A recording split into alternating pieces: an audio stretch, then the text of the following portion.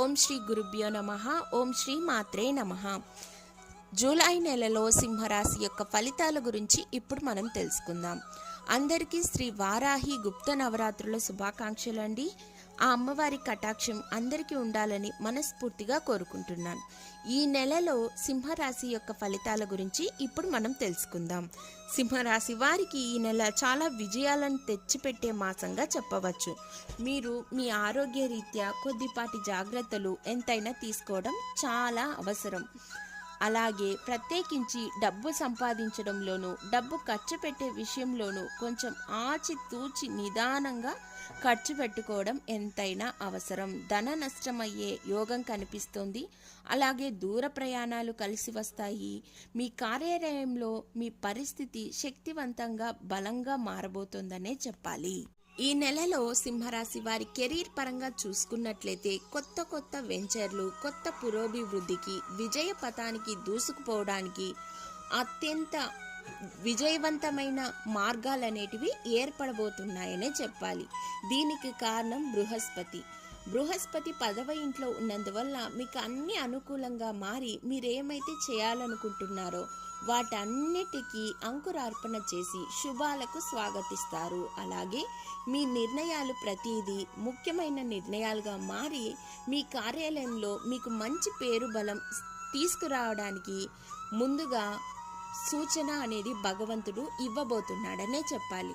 మిమ్మల్ని మీరు జాగ్రత్తగా చూసుకుంటూ పరిస్థితులకు అనుకూలంగా మార్చుకునేలా మిమ్మల్ని మీరు తీర్చిదిద్దుకుంటారు. అలాగే మీరు ఈ మాసంలో ఏ పని మొదలెట్టినా అది విజయం వైపే వెళ్తుంది. అలాగే కార్యాలయంలో మీ ఆధిపత్యం స్థిరపడుతుంది. మీకంటూ ఒక గుర్తింపు ఏర్పడబోతోందనే చెప్పాలి. ముఖ్యంగా సింహరాశి విద్యార్థుల గురించి మాట్లాడుకున్నట్లయితే నెల ప్రారంభంలో సూర్యుడు మరియు శుక్రగ్రహం 5వ ఇంటిపై చూస్తున్నందువలన దీని కారణంగా అత్యంత కీలకంగా ఈ నెల ఉండబోతుందనే చెప్పాలి. ఏకాగ్రత పెరుగుతుంది, చదువుపై దృష్టి పెరుగుతుంది.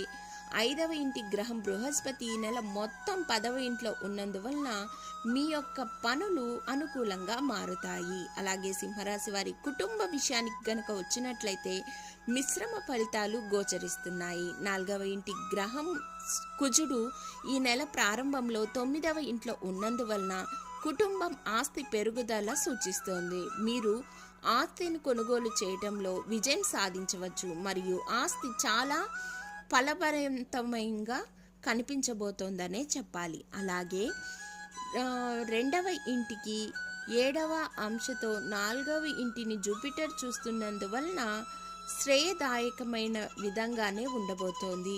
మీ ఆర్థిక పరిస్థితిని పరిశీలించినట్లయితే నెల ప్రారంభంలో మీ ఖర్చులు, ఆదాయం రెండూ పెరుగుతాయి. నెల ప్రారంభంలో బుధగ్రహం 12వ ఇంట్లో ఉన్నందువలన మీ ఖర్చులను పెంచడంలో ప్రధాన పాత్ర పోషిస్తారు. అలాగే ప్రత్యేకించి మీరు మీ ఆదాయంలో కొంత భాగాన్ని ఖర్చు చేస్తారు, మరికొంత భాగాన్ని వ్యాపారంలో ఖర్చు పెడతారు. అయితే సూర్యగ్రహం మరియు శుక్రుడు 11వ ఇంటిని చూస్తున్నందువలన ఉండటం వలన ఆదాయం పెరగడంలో గణనీయంగా పెరుగుతూ మార్పులు అనేటివి రాబోతున్నాయి. రాహుగ్రహం 8వ ఇంట్లో ఉన్నందువలన ఆకస్మిక ధన లాభం, ఆకస్మిక ధన ప్రాప్తి ఏర్పడిపోతుందనే చెప్పాలి. అలాగే మీరు తీసుకునే ఎటువంటి నిర్ణయాలు, పెట్టుబడులు ఆకస్మికమైన ఆర్థిక నష్టం కూడా వాటిల్లే యోగం కూడా కనిపిస్తోంది. కాబట్టి జాగ్రత్తగా ఆలోచించి ఇన్వెస్ట్మెంట్ చేయండి.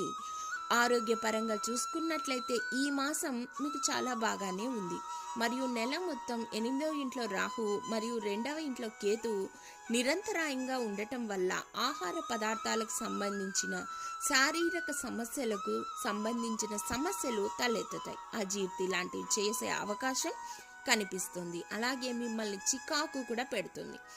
ఆరోగ్య పట్ల జాగ్రత్త ఎంతైనా అవసరం.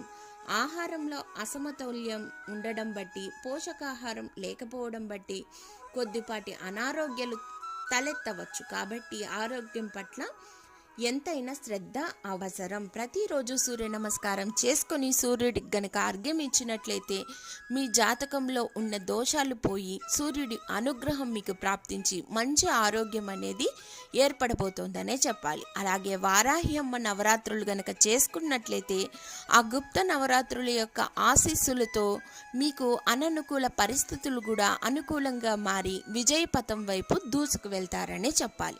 ధన్యవాదములు.